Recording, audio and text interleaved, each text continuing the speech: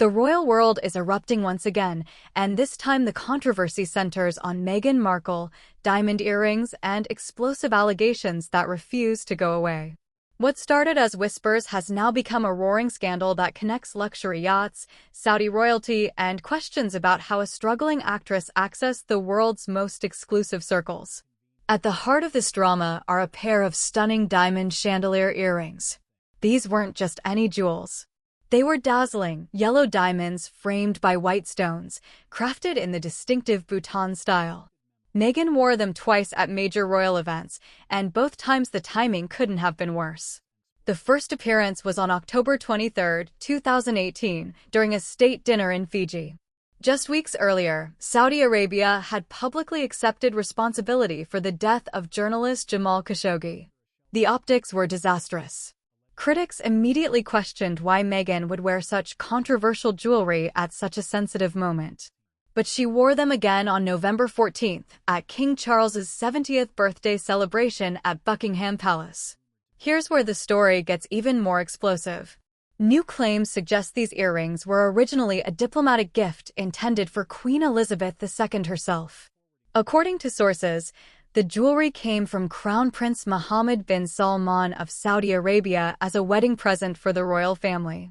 But somehow, Meghan ended up wearing them publicly, not the Queen. Palace insiders reportedly recognized the earrings immediately during the Fiji tour. Staff members connected them directly to the Crown Prince's gift. Yet early media briefings told a completely different story, claiming the jewels were simply borrowed from a jeweler. First, rumors pointed to Chopard. Then attention shifted to Bhutan-style designs. The sudden changes in explanation raised massive red flags. Royal protocol is crystal clear about gifts from foreign leaders. They become part of the Crown's official collection and can only be loaned out with explicit royal approval. Everything is tracked meticulously.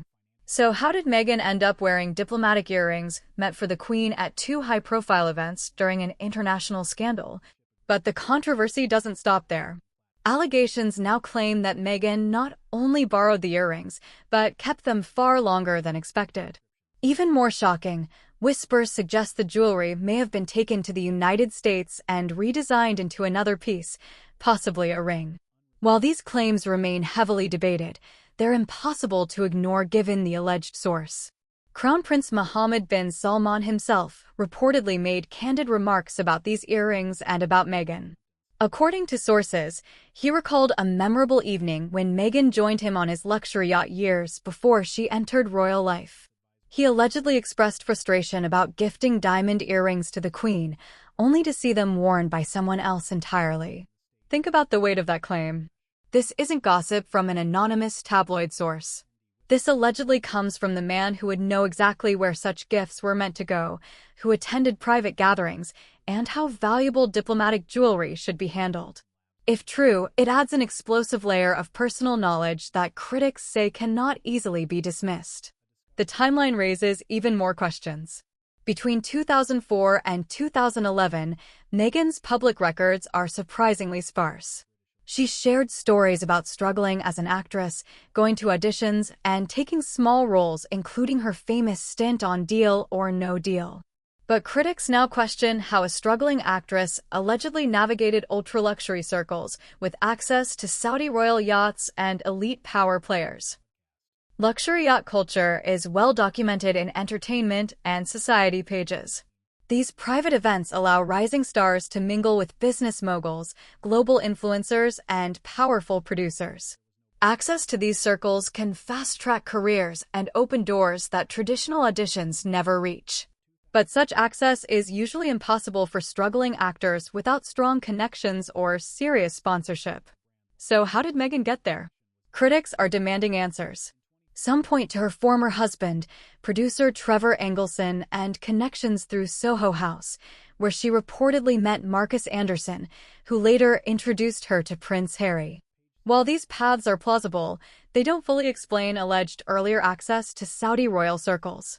The situation became even more complicated when explanations about the earrings kept shifting. Initially, the palace claimed they were borrowed from a jeweler. Later, legal statements argued the jewels were borrowed through royal ownership rules. But there was never an official palace statement confirming any loan. Prince Harry was reportedly shocked when the story changed from borrowed from a jeweler to loaned by the Queen. Behind palace doors, staff responsible for tracking royal gifts reportedly felt uncomfortable raising concerns. They feared backlash. Some insiders claim scandals have been quietly shut down before, and there was hope this could be managed the same way. But the story wouldn't die. Books like Courtiers and Battle of Brothers describe palace aides immediately recognizing the earrings as a Saudi wedding gift.